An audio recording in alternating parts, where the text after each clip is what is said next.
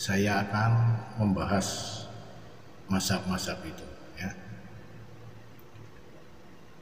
Di sini kita menyadari bahwa suatu fikih ya, fikih itu merupakan ajaran Islam tentang hukum yang terdapat di dalam Al-Quran ya. Itu sebagai dasar hukum yang diperjelas dengan adanya hadis dari Nabi Shallallahu Alaihi Wasallam. Mazhab fikih itu pengertiannya sebagai tempat atau tujuan, sebagai rujukan dari pemahaman hukum-hukum Islam. Itu mazhab fikih ya. Di sini ada empat yang agak begitu terkenal. Ada 4 mazhab ya, apa 4 mazhab antara lain yaitu Maliki, mazhab Syafi'i, mazhab Hambali, dan mazhab Hanafi. Namun dari pandangan saya, menurut saya ini secara pribadi, sudahlah kita janganlah saling berselisih paham ya, dan apalagi dengan mendoktrin bahwa mazhabnya yang paling benar. Kalau memang kita itu mengaku seorang muslim, tolong ya, tunjukkan sikap kita yang benar-benar muslim, yaitu orang yang berserah diri kepada Allah dengan hanya menyembah dan meminta pertolongan itu hanya kepada Allah saja ya, terhadap segala sesuatu yang ada di langit maupun yang ada di bumi ini. Seperti firman Allah yang terdapat di dalam Quran surat Al-An'am, yaitu di ayat 162 dan 163.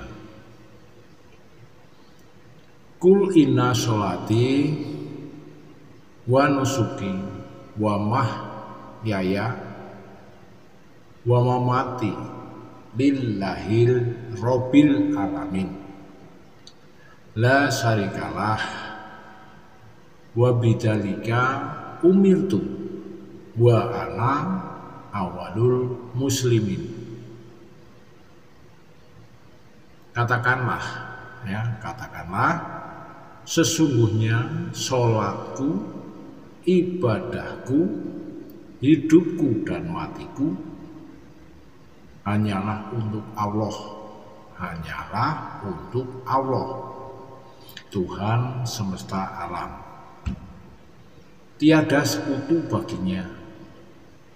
Dan demikian itulah yang diperintahkan kepadaku, dan aku adalah orang yang pertama-tama menyerahkan diri kepada Allah. Semua umat Islam, apapun itu mazhabnya, haruslah menjadikan Rasulullah Shallallahu Alaihi Wasallam itu sebagai panutannya. Itulah kuncinya ya, terutama ya dalam bersikap ataupun moral di dalam kehidupan sebagai orang yang jujur. Beliau ya, orang yang jujur, ikhlas, sikapnya sabar, kemudian tegar dalam menerima berbagai cobaan, amanah, kemudian penyayang.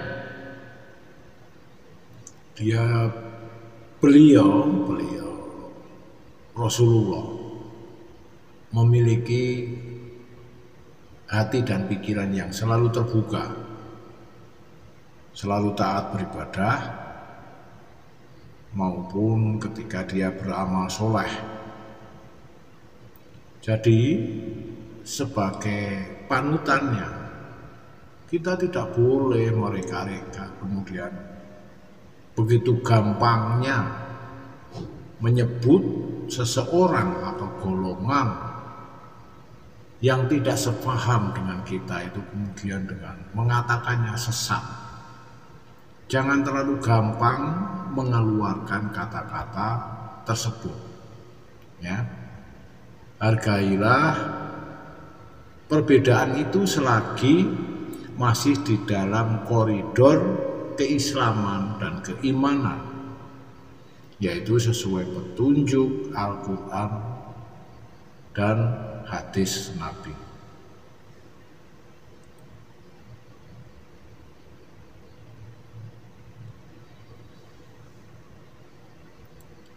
Bismillahirrahmanirrahim. Bismillah walhamdulillah. Assalatu wassalamu ala asrofil anbiya'i wal mursalin. Allahumma sholli ala sayyidina Muhammad wa ala ali sayyidina Muhammad. Kama sholaita ala Ibrahim wa ala ali Ibrahim fil alamina innaka hamidum majid. Amma ba'du. Islam itu, ya, jika kita mempelajarinya dengan sepenuh hati kita, dengan menganalisa setiap makna yang terkandung di dalam Al-Quran, sebenarnya sangat-sangat fleksibel Islam itu, ya, dan selalu mengikuti era, ya, mengikuti zaman yang berlaku, dan tentunya masih di dalam koridor yang telah ditegaskan di dalam Al-Quran. Hal ini dapat kita temukan di dalam cara kita memahami mengenai ukhuwah Islamiyah, yaitu persaudaraan, ya, persaudaraan umat Islam. Karena di dalam Al-Quran, ya, di dalam Al-Quran menyebutkan sesungguhnya semua orang yang beriman itu adalah bersaudara.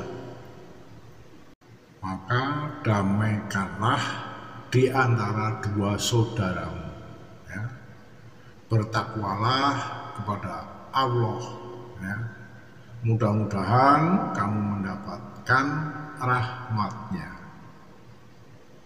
Haruslah dipahami bahwa Islam itu adalah damai, dan perbedaan-perbedaan itu sebenarnya wajar-wajar saja. Ambil hikmahnya dari setiap perbedaan tersebut, ya. Jika kita memang tidak mau dikatakan sombong terhadap Allah, maka janganlah bersifat arogan dengan memaksakan, ya, kepada orang lain untuk mengakui pendapat dari golongan kita lah, ya, yang paling benar. Nah, itu jelas sekali bahwa di sini, ya, kalau kita segera menyadari bahwa di muka bumi ini tidak ada satupun manusia yang paling pintar, tidak ada satupun, atau paling tahu. Nah, bahkan jika memang dia, ya, mengaku bahwa dirinya itu paling benar, inilah kesombongan yang saya maksudkan.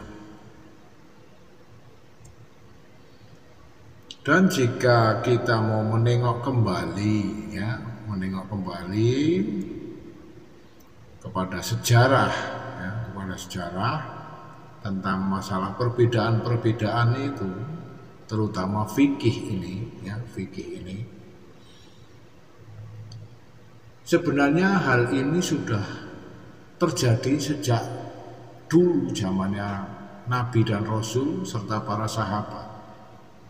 Karena hal ini kalau orang Indonesia itu bilang, pasti akan terjadi debat kusir. Orang Indonesia kalau bilang ini adanya debat kusir. Debat kusir itu jadi setiap perbedaan yang mereka perdebatkan itu seakan tidak ada pangkal ujungnya. Pangkal ujungnya itu tidak ada, serta jarang sekali untuk menemukan pemecahannya. Kalau orang Jawa bilang itu, jika kita ingin hidup berdampingan dengan damai, kita harus memiliki rasa yang legowo, ikhlas, mau menerima perbedaan-perbedaan tersebut, menghargai pendapat orang lain, walaupun di dalam prinsip itu sangat berbeda dengan kita, dengan pendapat yang kita miliki.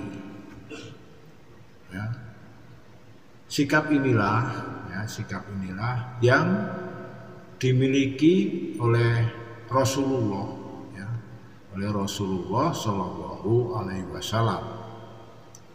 Beliau walaupun sudah jelas-jelas ini dijamin oleh Allah Subhanahu wa Ta'ala atas kesuciannya, serta beliau dijamin oleh Allah akan menempati surganya Allah. Namun beliau tetap rendah hati, tidak berlaku sombong. Ingatlah sifat serta sikapnya. Nah, sobatku, mari kita coba untuk melihat dari perbedaan-perbedaan, melihat perbedaan-perbedaan dari fikih yang ada dipercaya dan diyakini oleh kelompok-kelompok kaum muslim. Ini yang pertama, perbedaan mengenai masalah sholat. Sholat pada intinya sebelum sholat kan ada wudhu. Nah, dari wudhu saja ini ada beberapa perbedaan. Perbedaannya itu tidak begitu jauh-jauh sebenarnya. Yang pertama, ketika kita wudhu, ketika mengusap kepala, ketika kita mengusap kepala, menurut mazhab Maliki itu harus seluruh kepala tapi tanpa telinga. Sedangkan menurut mazhab Syafi'i hanya sebagian kepala saja. Sedangkan menurut mazhab dari Hambali seluruh kepala plus telinga, ditambah telinga. Dan menurut kelompok dari Syiah, dari mazhab Ja'fari, hanya sebagian kepala yang diusap sebagian saja kepala, terutama seringnya yang kita lihat itu ujung-ujungnya rambut saja. Nah itu dari wudhu ya, dari kita berwudhu saja perbedaannya sudah jelas. Kemudian jika kita menyadari akan hal itu, bukankah dari keempat mazhab tersebut semuanya memiliki perbedaan masing-masing ya, jelas beda dari masing-masing. Coba apa yang bisa kita simpulkan ya dari permasalahan tadi?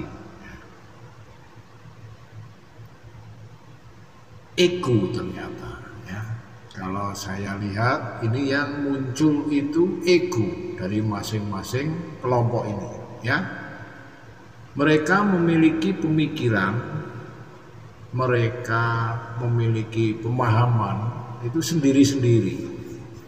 Sebenarnya jika kita mau ambil contoh konkret ya, contoh yang nyata, yang tidak usah jauh-jauh harus membuka kembali sejarah-sejarah yang lalu, yang sederhana saja di dalam keluarga kita ya, di dalam keluarga kita pernahkah ya Anda ya, mengalami perbedaan pendapat itu ya, mengalami perbedaan pendapat itu tentang perbedaan pendapat tersebut ya, jika kita jujur ya, tanpa ada tendensi sikap arogan, pasti Anda pernah mengalaminya ya, pasti Anda pernah mengalaminya, perbedaan pendapat itu di dalam keluarga kita atau keluarga kita sendiri ya. Nah hal ini sebenarnya biasa ya, dan yang luar biasa lagi ini peran ayah ya, peran ayah yang paling memegang peranan. Jika seseorang yang bijak ya, ayah yang bijak dalam menyikapi perbedaan ya, dalam menyikapi perbedaan di dalam keluarga ya, di dalam menyikapi perbedaan di dalam keluarga itu seharusnya sebagai ayah yang bijak itu harus mengakomodir ya, mengakomodir semua pendapat yang ada, baik itu dari anak, dari istri, itu harus diakomodir dulu ya. Yang penting ditampung. Setelah ditampung, kemudian dari perbedaan-perbedaan itu ya,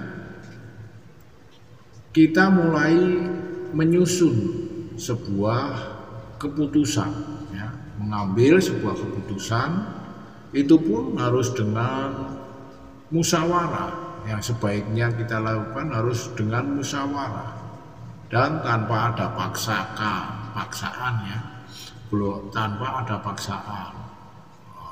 Jangan karena kita sebagai ayah, sebagai kepala keluarga kemudian menentukan sendiri harus begini, itu tidak boleh ya. Jangan sampai bersikap seperti itu. Jadi sebaiknya tetap mengadakan musyawarah, kemudian meminta pendapat dari anggota keluarga yang ada di dalam keluarga kita ya. Itu yang terbaik. Nanti keputusannya tidak akan membuat beban di hati ataupun pikiran dari keluarga kita ya. Jadi pastinya hal ini akan membuat keputusan itu yang menenteramkan ya. Dengan musyawarah seperti itu, apapun keputusannya akan jadi tentram ya, tentram dan damai. Nah, keputusan terakhir itu pastinya akan tercipta suasana yang seharusnya nyaman, damai dan tentram ya. Perbedaan lainnya ya, ini dari mazhab-mazhab ini mengenai sholat ya. Sekarang mengenai sholat, ketika kita sholat tentunya kita diawali dengan membaca Al-Fatihah ya. Di dalam sholat ini ada berbagai pendapat dari masing-masing mazhab ini ya. Ketika membaca Al-Fatihah dalam sholat fardu yang 5 waktu, ini menurut mazhab Maliki, Syafi'i, kemudian Hambali ya, ini adalah wajib dalam semua rakaat. Dalam semua rakaat ini setiap rakaatnya diwajibkan membaca Al-Fatihah. Namun untuk mazhab Hanafi itu tidak wajib. Nah, jelas-jelas ya. Dan menurut Ja'fari ya, menurut mazhab dari Ja'fari ini wajib. Tapi di dalam 2 rakaat awal dari mazhab Ja'fari. Kemudian di dalam mengucapkan salam, menurut mazhab Maliki, kemudian Syafi'i, kemudian Hanafi adalah wajib. Mengucapkan salam itu wajib menurut ketiga mazhab ini. Menurut Hanafi ini lain lagi ya, menurut Hanafi ini tidak wajib ya. Menurut Ja'fari malah sunnah. Kemudian kalau wudu ya, itu ketika kita sudah berwudu kemudian menyentuh kulit perempuan, itu menurut Maliki batal, berarti kita harus wudu kembali. Tapi dengan catatan menyentuhnya itu dengan telapak tangan kita ya, menyentuh dengan telapak tangan, berarti kita batal wudunya, kita harus mengulangi wudu kembali.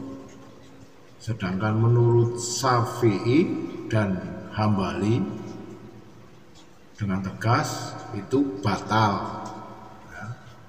Entah itu yang bersentuhan tubuh, kulit dari tangan kita ataupun baju kita itu sudah batal, berarti harus mengulang kembali wudunya. Sedangkan di Hanafi dan Ja'fari itu tidak batal, kita bisa langsung melaksanakan sholat. Dalam hal sholat jamak disebutkan bahwa Nabi melakukan sholat jamak tanpa sebab ya. Contohnya Nabi tidak sedang bepergian ataupun suasana tidak hujan dan tidak pula sedang melakukan perang. Jadi Rasul pernah sholat jamak itu tanpa sebab, itu pernah. Jadi ini menurut Syafi'i dan Hambali itu boleh-boleh saja. Sedang untuk Maliki dan Hanafi itu tidak boleh dilakukan ya, tidak boleh dilakukan. Kemudian mengenai sholat berjamaah ada perbedaan juga. Menurut Maliki, Syafi'i dan Hanafi serta Ja'fari adalah sunnah. Sedangkan Hambali mewajibkan harus sholat berjamaah.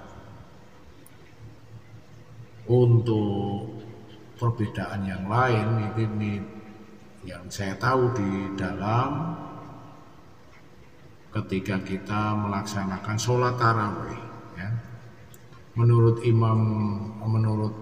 mazhab Syafi'i, Hanafi dan Hambali itu cukup dengan 20 rakaat, ya, cukup dengan 20 rakaat. Namun untuk mazhab Maliki itu dihitung 36 rakaat. Nah, dari perbedaan-perbedaan itulah, ya, dari beberapa perbedaan itulah yang perlu saya sampaikan di siar ini. Namun sebenarnya perbedaan-perbedaan itu masih banyak sekali. Jika saya ingin membahasnya, tapi saya kali ini bukan ingin mengupas tentang perbedaan-perbedaan mazhab tersebut, ya, bukan ingin membahas itu, melainkan ingin sekali mengajak kepada seluruh kaum muslim, seluruh dunia bahkan, ya, seluruh dunia, tapi utamanya bagi kita muslim di Indonesia, ya, yaitu untuk segera kembali saja kepada tuntunan Islam yang rahmatan lil alamin, ya. Karena Islam itu merupakan rahmat bagi alam ini, ya, bahwa agama Islam adalah agama yang membawa kedamaian dan kasih sayang bagi seluruh alam, ya. Nah, sudah jelas bukan, ya, ini hari ini sudah jelas bahwa agama yang membawa kedamaian bagi, ya, seluruh alam, ya, membawa kedamaian, ya, membawa kedamaian bagi seluruh alam ini. Apakah tidak memalukan, ya, jika kita yang mengaku muslim,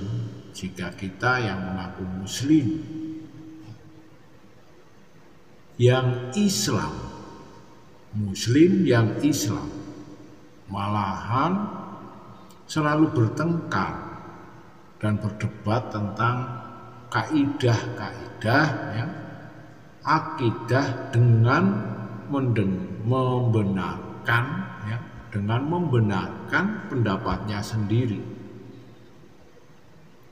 ya.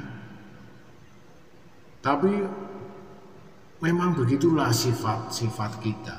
Semakin kita merasa pintar, semakin kita merasakan bahwa kita itu sudah mendalami ilmu tersebut,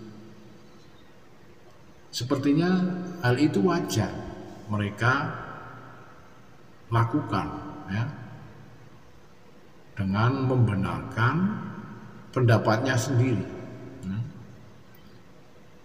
Tapi ingatlah, ya, ingatlah sobatku, saudaraku kaum muslim, setan itu selalu mengintip dan mencari celah dari kelemahan kita sebagai manusia, ya.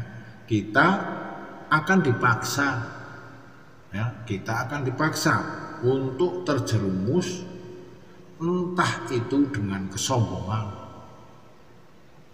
entah itu dengan kekayaan kita atau kepintaran kita, bahkan dengan keimanan kita bisa terseret ke dalam golongan setan, ya. Karena kepercayaan kita kepada keimanan kita akan dijerumuskan.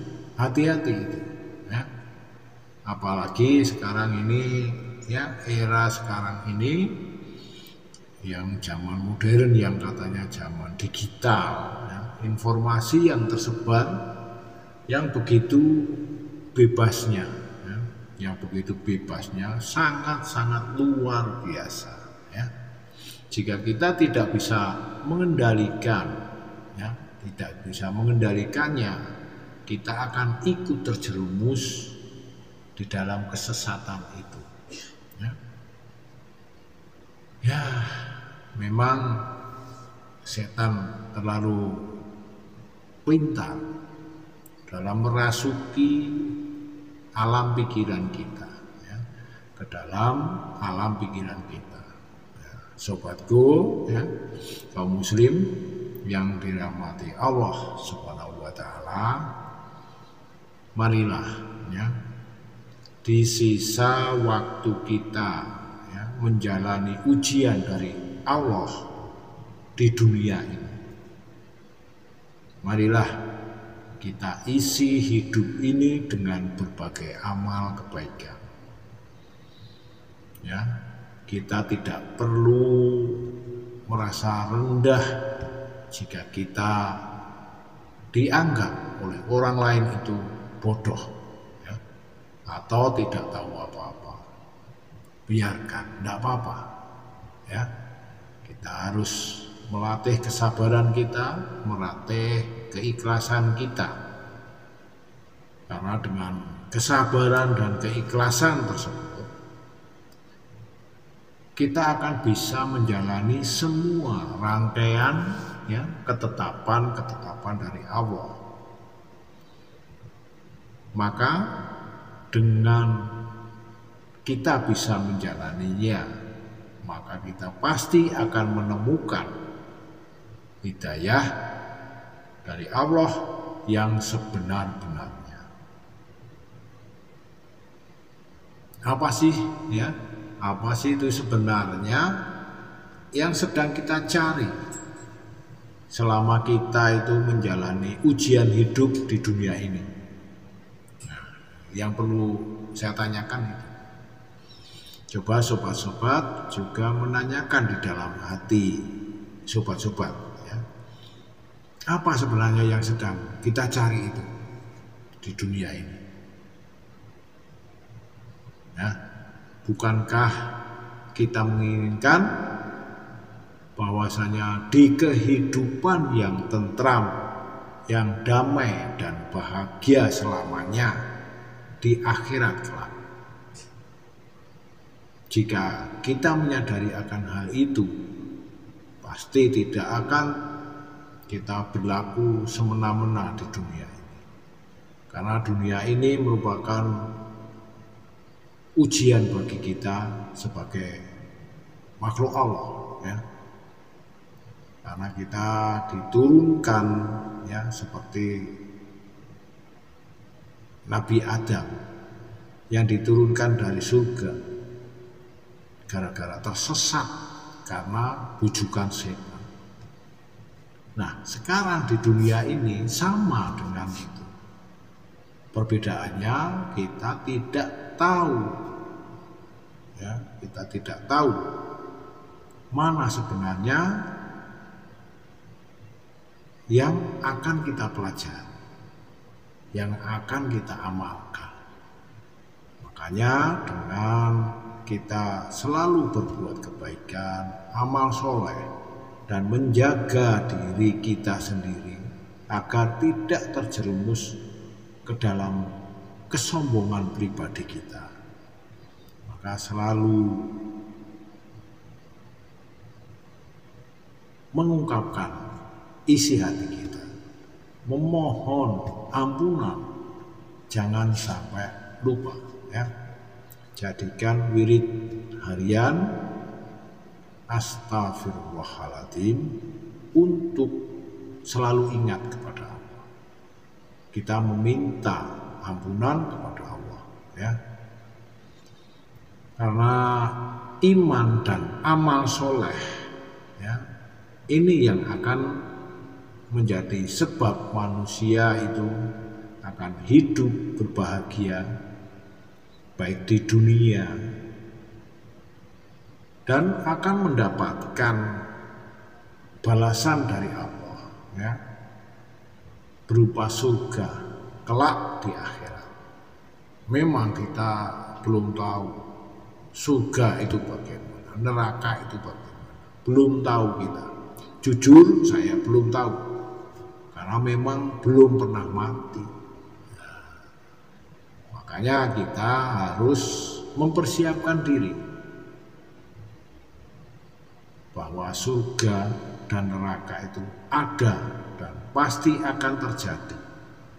Dan kita sebagai makhluk atau umat setelah Nabi kita Muhammad SAW sudah pasti akan merasakan panasnya api neraka. Karena kita bukanlah orang yang suci, orang yang sudah disucikan oleh Allah, bukan kita. Kita harus meminta ampunan kepada Allah, ya. Ini sesuai dengan firman Allah, ya, sesuai dengan firman Allah dalam surat Yunus, ya, dalam surat Yunus ini ayat, ya, ayat yang ke-9, ya, ayat yang ke-9. Innaladina amanu wa amilu sholihati yaddihim rabbuhum bi imanihim tajri min tahtimul anhar fi jannatin na'im. Ya, sesungguhnya orang-orang yang beriman dan mengerjakan kebajikan itu niscaya akan diberi petunjuk oleh Allah karena keimanannya, ya, karena keimanannya mereka akan berada di dalam surga yang penuh dengan kenikmatan, di mana mengalir di bawahnya sungai-sungai. Itu gambaran surga yang dijelaskan di dalam Al-Quran, ya.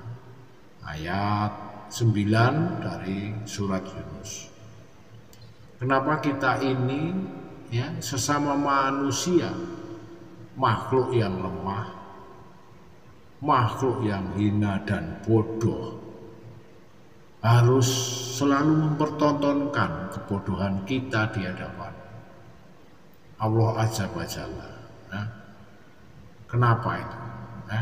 Ingatlah saudaraku kaum muslim, kita ini hanya diberikan sebutir debu dari ilmunya Allah, belum seberapa, ya.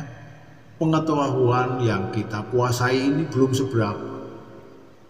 Janganlah sampai membawa kerugian, ya, bagi diri kita sendiri terutamanya, apalagi untuk mempengaruhi orang lain, ya. Sobatku, ya, kenapa, ya, hari ini saya bukan membahas perbedaan dari pendapat-pendapat yang ada di mazhab-mazhab tersebut, karena saya tidak ingin ikut terjerumus ke dalam permasalahan tersebut, ya. Jika hal itu pun saya lakukan, ya, berarti saya pun akan ikut di dalam kelompok yang menyombongkan diri tersebut, ya. Karena menurut saya hal yang terbaik adalah kembalikan saja semua keimanan dan keislaman kita kepada kitahnya, yaitu Islam yang rahmatan lil alamin. Sudah itu saja, ya. Kembalilah kepada Islam yang rahmatan lil alamin, ya. Kembali di sini saya berpesan sekali lagi, ya, buat saudaraku seiman kaum muslim seluruhnya, semua umat Islam, apapun itu mazhab yang kalian yakini, haruslah saudara-saudaraku semua tetap menjadikan Rasulullah Shallallahu Alaihi Wasallam itu sebagai panutan utamanya, ya, terutama dalam kita bersikap dan bermoral di dalam kehidupan, ya, karena sebagai orang yang beliau ini sebagai contoh yang sepertinya, ya, yang menurut saya sepertinya untuk makhluk-makhluk zaman sekarang ini tidak akan bisa mengikuti ataupun meniru sesempurna Nabi kita Muhammad Rasulullah Shallallahu Alaihi Wasallam, ya. Maka dengan demikian tadi, ya, kita harus selalu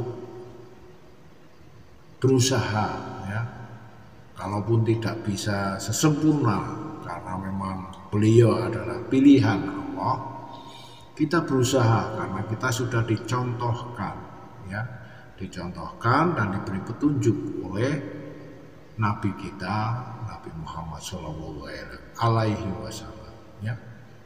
Maka kita harus berusaha apapun yang dia ajarkan, berusahalah untuk mengikutinya, ya. Cuma kita harus bisa mengklarifikasinya, ya. Karena zaman Rasul dengan zaman sekarang jelas-jelas berbeda, eranya juga sudah berbeda. Sebagai contohnya, zaman Rasul dulu kemana-mana pergi naik onta, ya. Zaman sekarang ya naik motor, naik mobil ataupun naik kereta. Karena di onta hanya ada di Arab, di Indonesia ada, cuma di kebun binatang, ya. Nggak bisa dinaiki di jalan raya, kita nggak boleh, mungkin nggak boleh, ya. Nah, makanya dari contoh kecil ini tidak semuanya harus plek jiplek sama dengan yang dilakukan oleh Rasulullah. Karena kembali lagi saya perjelas bahwa Islam itu fleksibel, ya, sangat-sangat fleksibel, mengikuti eranya zaman, ya, selama masih dalam kaidah atau koridor-koridornya di dalam Al-Quran, ya. Nah, demikian tadi sobatku syiar yang bisa saya sampaikan hari ini. Semoga saja, ya, bisa bermanfaat untuk kita semua, terutama untuk diri pribadi saya, ya. Utamanya syukur-syukur bisa menambah keimanan serta perilaku kita, ya, di dalam berkehidupan sosial, ya. Ini agar selalu menjaga ketentraman dan kebahagiaan bagi sesama, ya. Itu tadi yang bisa saya sampaikan. Wabillahi taufik wal hidayah. Wassalamualaikum warahmatullahi wabarakatuh.